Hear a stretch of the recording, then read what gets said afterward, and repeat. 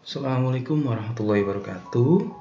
Kali ini kita akan masuk ke pertemuan pertama pada mata kuliah Strategi Pembelajaran SD.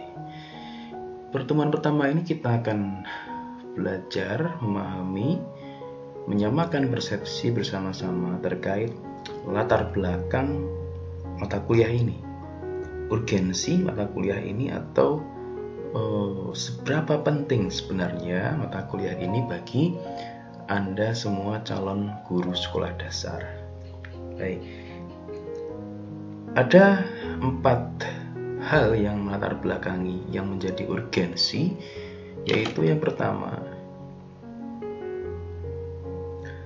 ada konsep pendidikan nasional, ada tujuan pendidikan menurut UNESCO, yang ketiga, guru sebagai seorang profesional, yang terakhir adalah bergesernya paradigma pembelajaran. Kita bahas dari yang pertama, yaitu konsep pendidikan nasional. Konsep pendidikan nasional ini mengacu pada Undang-Undang Sistem Pendidikan Nasional atau biasa disebut UU Sisdiknas nomor 20 tahun 2003 pasal 1 yang menyatakan bahwa pendidikan adalah usaha sadar dan terencana untuk mewujudkan suasana belajar dan proses pembelajaran agar peserta didik secara aktif mengembangkan potensi dirinya untuk memiliki kekuatan spiritual, keagamaan, pengendalian diri, kepribadian, kecerdasan, akhlak mulia, serta keterampilan yang diperlukan dirinya, masyarakat, bangsa, dan negara. Baik, dari undang-undang ini kita bisa pecah menjadi 4 unsur, yaitu yang pertama pendidikan adalah usaha sadar dan terencana. Yang namanya sadar pasti tanpa paksaan. Jangan sampai nanti Anda membuat siswa itu terpaksa ketika belajar dengan Anda. Ya, harus sadar, harus dengan kemauan sendiri. Itu yang harus Anda kembangkan nanti. Kemudian pendidikan adalah terencana, sadar dan terencana.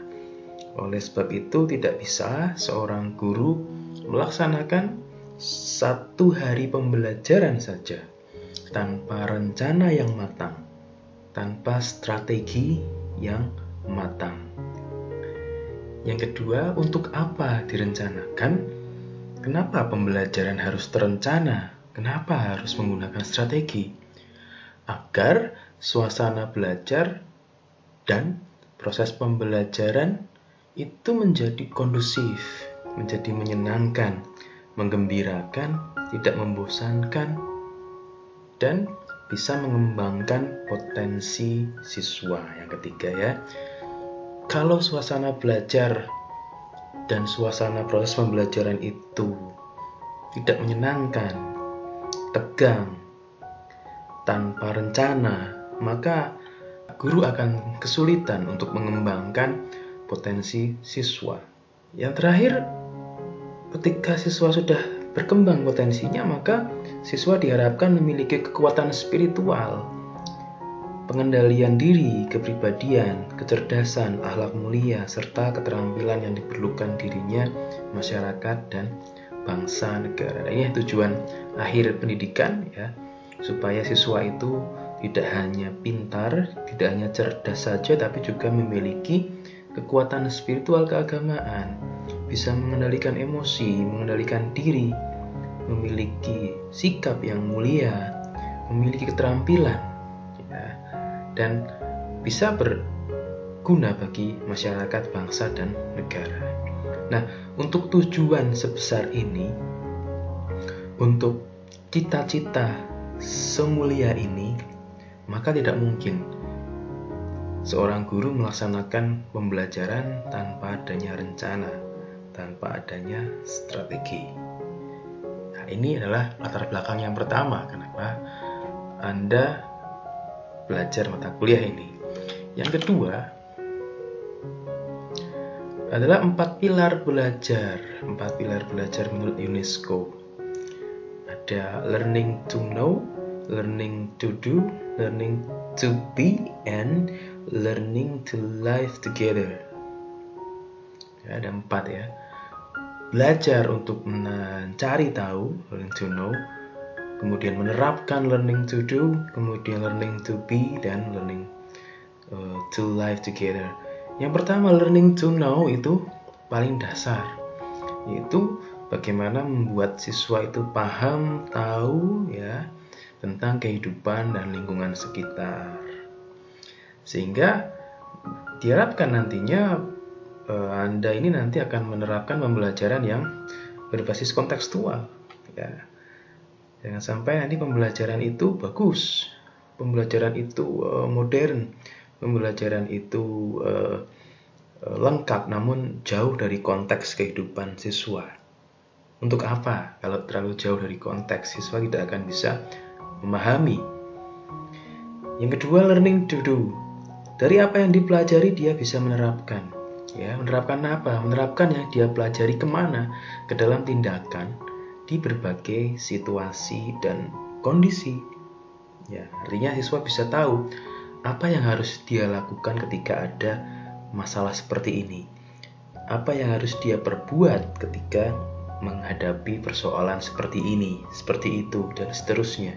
Artinya mengajarkan siswa untuk menjadi seorang problem solver yang handal. Tadi sudah tahu secara teori, tahu tentang kehidupan, tahu tentang materi, tahu tentang informasi. Lalu informasi tadi, pengetahuan tadi digunakan untuk memecahkan masalah. Masalah apa? Masalah yang ada di sekitarnya, di situasi dan kondisi yang beragam nantinya. Setelah siswa bisa melakukan kedua tadi itu, learning to know dan learning to do, maka siswa itu belajar untuk menjadi manusia atau individu yang utuh. Apa itu manusia yang utuh? Menurut UNESCO, manusia utuh itu ada 3. Insight, yaitu pengetahuan, skills, keterampilan, dan value. Value ini bisa kita artikan sikap. Ada sikap spiritual, ada sikap sosial. Nah, jadi manusia utuh itu tidak hanya cerdas, pintar, terampil saja, tapi dia juga punya value, nilai sosial dan nilai keagamaan. Atau sebaliknya, manusia yang utuh itu tidak hanya pandai agama saja, tapi dia juga cerdas, juga pintar, dan juga punya keterampilan. Yang terakhir, ketika siswa sudah bisa mencakup ketiganya ini, maka diharapkan nantinya siswa bisa peka terhadap gejala-gejala sosial, yaitu learning to live together, belajar untuk bagaimana menjadi masyarakat sosial. Ya, yang tadi learning to be itu menjadi manusia yang seutuhnya hanya untuk individu, hanya untuk diri sendiri. Kemudian bagaimana dia nanti ketika sudah dewasa bercampur, berkomunikasi, berinteraksi dengan manusia-manusia lain, ya, dengan tetangganya, dengan temannya, dengan rekannya, ya, sehingga dia peka terhadap gejala-gejala sosial, bisa saling menghargai demi perdamaian, tidak terus mencari perbedaan. Yang dicari adalah perdamaian. Nah, itu tujuan akhir dari 4 pilar belajar UNESCO ini. Sangat mulia sekali, sangat besar tujuannya. Tidak mungkin kalau seorang guru ingin mengajarkan siswa ini menjadi learning to live together tanpa rencana. Pasti guru seharusnya merancang, membuat strategi. Ya. Ini dirangkum menjadi aspek kognitif, psikomotor, dan afektif. Ya, 3 aspek.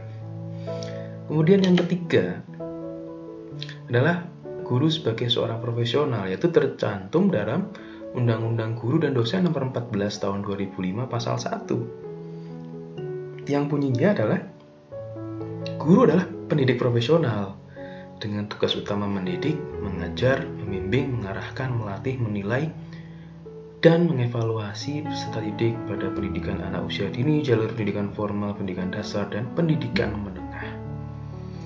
Nah, guru itu profesional. Guru itu profesi, ya. Bukan sekedar pekerjaan. Kita harus membedakan di mana pekerjaan, di mana profesi. Profesi itu bukan sambilan. Jadi tugas utamanya adalah mendidik, mengajar. Tidak bisa kalau guru itu tugas sambilan. Tugas sambilannya apa? Guru. Berarti bukan profesional. Profesional itu memiliki keterampilan atau kompetensi. Apa kompetensi guru? Ada 4. Ada kompetensi pedagogi, kompetensi kepribadian, profesional, dan kompetensi sosial. Nah, dengan 4 kompetensi ini diharapkan guru bisa mendidik, mengajar, membimbing, mengarahkan, melatih, menilai, dan mengevaluasi. Nah, kita bahas satu persatu kompetensi tersebut. Yang pertama, kompetensi pedagogi, yaitu kompetensi bagaimana seorang guru memahami siswa. Ada 5 subpoin. Yang pertama adalah memahami siswa secara mendalam.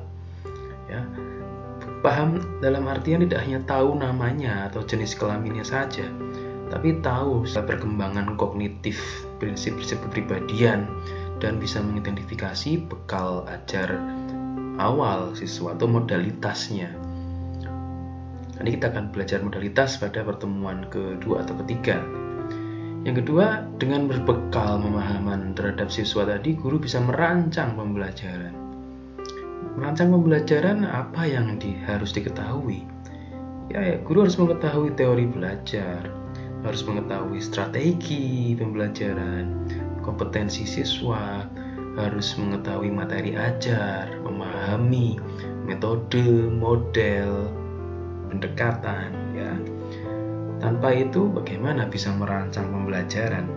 Karena rancangan yang baik pun belum tentu bisa berjalan dengan sempurna. Apalagi rancangan yang asal-asalan, ya, bisa berantakan nanti. Yang ketiga, melaksanakan pembelajaran, ya, tidak hanya merancang tapi juga melaksanakan, ya, melaksanakan apa yang telah dirancang. Yang keempat, merancang dan melaksanakan evaluasi. Ya, guru harus bisa mengevaluasi pembelajaran. Apa saja yang dievaluasi? Bisa dari segi siswa, bisa dari segi guru itu sendiri, yaitu melakukan refleksi. Setelah guru bisa melakukan refleksi, maka guru bisa menemukan kekurangan, bisa menemukan kelemahan dalam mengajarnya, sehingga nanti bisa melakukan perbaikan pada pembelajaran berikutnya. Yang kelima, mengembangkan siswa. Bagaimana guru itu menjadi fasilitator, bukan menjadi sumber utama pembelajaran atau teacher center, bukan. Tapi guru tugasnya memfasilitasi agar siswa bisa berkembang sesuai potensinya, bukan siswa berkembang sesuai keinginan guru, ya, tapi mengembangkan potensi siswa secara akademik maupun non akademik. Itulah pedagogi. Yang kedua, guru harus memiliki kompetensi kepribadian, ya, atau guru pribadinya itu harus mantap, harus stabil, ya, tidak labil, harus dewasa, tidak kekanak-kanakan, harus arif dan berwibawa. Kepribadian yang mantap dan stabil itu bertindak sesuai dengan norma sosial, bangga menjadi guru, ya, tidak malah malu. Kalau ditanya orang, kerjaannya apa? Guru, saya guru, ya.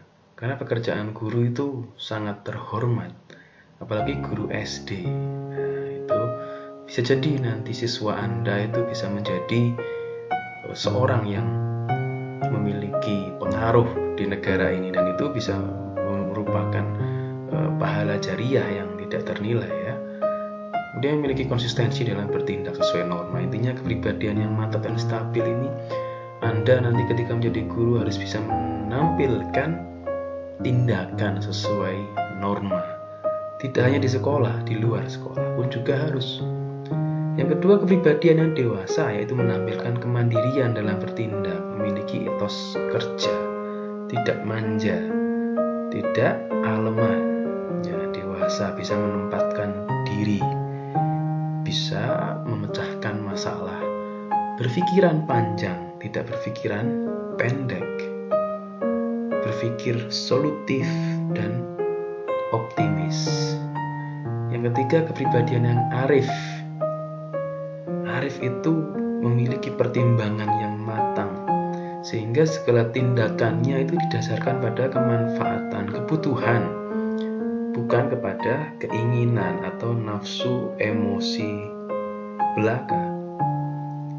Yang keempat, kepribadian berwibawa, yaitu memiliki perilaku yang berpengaruh positif. Tadi kalau yang pertama perilaku yang sesuai norma, tapi yang keempat ini perilaku tersebut bisa nggak mempengaruhi siswa ke arah yang positif, memiliki pengaruh perilaku yang disegani bukan ditakuti. Berbeda antara berwibawa dan menakutkan ya. Kalau Anda menjadi guru yang menakutkan, ya sudah, Anda bisa dikatakan harus belajar lagi bagaimana caranya menjadi orang yang berwibawa, berpengaruh, bukan orang yang ditakuti. Yang kelima adalah berakhlak mulia. Yang tadi di atas norma sosial yang pertama itu, yang kelima ini bertindak sesuai dengan norma agama, norma religius. Iman, takwa, jujur, ikhlas, suka menolong ya. Otomatis perilaku-perilaku ini harus bisa diteladani oleh siswa. Dan harus tulus ya, harus dari dalam hati, bukan karena hanya ingin dilihat oleh siswa atau dilihat oleh teman atau dilihat oleh wali murid, tapi memang itu benar-benar dari diri Anda sendiri, namanya juga kepribadian ya. Kalau Anda masih bertindak karena orang lain, berarti itu bukan karakter, itu hanya acting saja.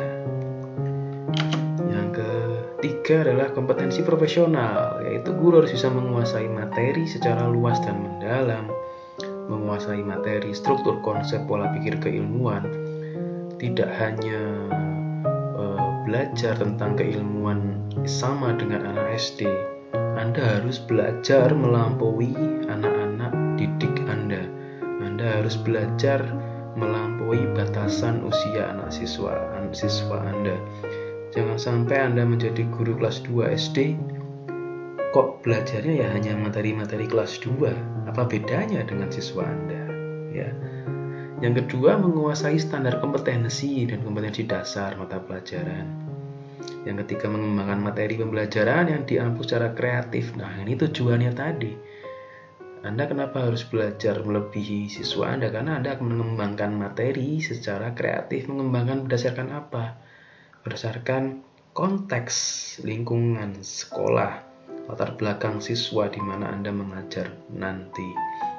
Karena bisa jadi materinya sama, 5 sekolah dengan materi sama namun letak lokasi yang berbeda, maka pembelajarannya juga pasti seharusnya berbeda, disesuaikan dengan konteksnya. Yang keempat, mengembangkan keprofesionalan secara berkelanjutan, melakukan tindakan reflektif. Reflektif itu Anda harus bisa melakukan penilaian terhadap diri Anda sendiri, di mana kelemahan, di mana kekurangan ketika Anda mengajar, ketika Anda berinteraksi dengan siswa. Jangan sampai ketika ada siswa yang gagal, Anda sepenuhnya menyalahkan siswanya tanpa merefleksikan diri. Itu berarti Anda tidak profesional. Yang kelima, pasti menggunakan TIK untuk berkomunikasi. Ya, TIK itu bisa jadi dari segi device, dari segi alat, atau dari segi pola pikir. Baik, yang terakhir adalah kompetensi sosial. Itu bisa bergaul dan berkomunikasi. Ini yang sering kadang-kadang, ini yang kadang-kadang terlupakan. Guru hanya memikirkan yang penting pintar, yang penting bisa mengajar, yang penting bisa bertindak sesuai norma, tapi ternyata tidak punya teman. Nah, ternyata tidak ada komunikasi yang baik sesama teman. Itu tidak punya kompetensi sosial, karena kehidupan guru itu tidak hanya di sekolah saja. Guru juga hidup di masyarakat. Bersikap inklusif, tidak eksklusif ya, objektif, tidak diskriminatif, berkomunikasi secara efektif, empatik, dan santun dengan sesama pendidik, tenaga pendidikan, orang tua, dan masyarakat. Ya, tidak hanya di sekolah saja, di luar pun Anda harus memiliki kemampuan sosial. Yang ketiga, beradaptasi di tempat bertugas di seluruh wilayah RI yang memiliki keragaman sosial budaya. Harus siap ketika nanti Anda tahu-tahu ditempatkan di wilayah mana saja yang memiliki keragaman budaya yang macam-macam, Anda harus mudah beradaptasi. Jadi kuncinya adalah adaptasi di sini. Beradaptasi ya, dengan kondisi yang baru dan beda.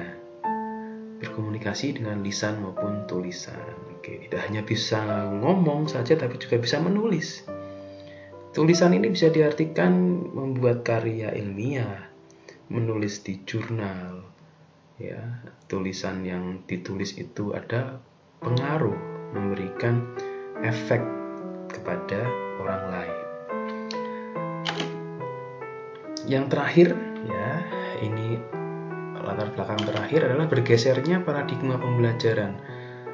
Yang sebelah kiri warna biru adalah pembelajaran tradisional, yang sebelah kanan adalah pembelajaran new learning, pembelajaran baru. Zaman dulu teacher center, sekarang student center. Ya, kita tidak bisa menganggap guru itu sebagai orang yang serba tahu lagi seperti dulu. Justru sekarang kita bisa berasumsi siswa lebih pandai dari gurunya.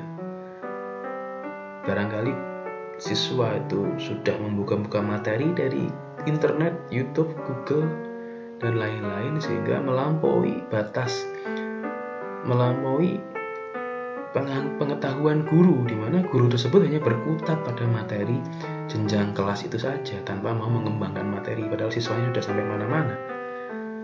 Yang kedua, single media. Guru hanya menggunakan satu media, bahkan tidak menggunakan media. Sekarang guru dituntut menggunakan multimedia, ya bisa mengakomodasi visual, auditori, atau bahkan kinestetik. Dulu lebih sering bekerja individu atau isolated work. Sekarang siswa lebih banyak dituntut untuk belajar secara kolaboratif. Nah, ini menjadi tugas guru bagaimana merancang pembelajaran kolaboratif yang efektif sehingga bisa mencapai tujuan pembelajaran tanpa membuang waktu yang banyak, tanpa membuang tenaga yang banyak, efektif, tepat sasaran. Berikutnya, dulu itu hanya terjadi information delivery atau bisa kita namakan transfer ilmu saja, ya, transfer ilmu. Karena guru dianggap sebagai tahu segalanya dan siswa dianggap sebagai lembaran kertas yang kosong. Sekarang tidak, sekarang information exchange. Guru punya informasi, guru punya pengetahuan, siswa juga punya pengetahuan, dan siswa lain juga punya, sehingga siswa bisa melakukan pertukaran informasi, pertukaran knowledge dengan siswa lain atau bahkan dengan guru. Makanya ada metode diskusi itu yang untuk mengembangkan ini model informational exchange. Yang berikutnya, dulu factual knowledge based learning. Sekarang critical thinking and informed decision making. Ya, sekarang siswa dituntut untuk berpikir kritis. Yang terakhir, dulu guru itu mendorong dari belakang, artinya tidak memberikan contoh. Yang terakhir sekarang new learning, guru berada di depan, guru menarik siswa, guru memberikan contoh terlebih dahulu, guru memberikan teladan, guru memberikan model, menjadi role model, sehingga bisa menarik siswanya untuk belajar, bukan mendorong siswanya tapi menarik siswanya untuk belajar. Inilah bergesernya paradigma pembelajaran. Nah, jadi bisa kita simpulkan bahwa tadi ada empat alasan kenapa kita harus belajar strategi. Karena memang penting sekali seorang guru itu nanti merancang strategi pembelajaran yang pembelajaran itu bisa mengarahkan siswa menjadi manusia yang seutuhnya tadi, ya. Manusia utuh dari segi insight, dari segi keterampilan, dan dari segi value. Baik, demikian kuliah pada kesempatan kali ini. Terima kasih atas perhatian, terima kasih atas waktunya. Kita jumpa lagi pada pertemuan berikutnya. Kami mohon maaf jika ada kata-kata yang keliru atau yang salah, nanti bisa dikoreksi Saya pun menyadari saya tidak sepenuhnya benar. Anda selaku mahasiswa boleh memberikan kritik atau mengoreksi. Terima kasih. Assalamualaikum warahmatullahi wabarakatuh.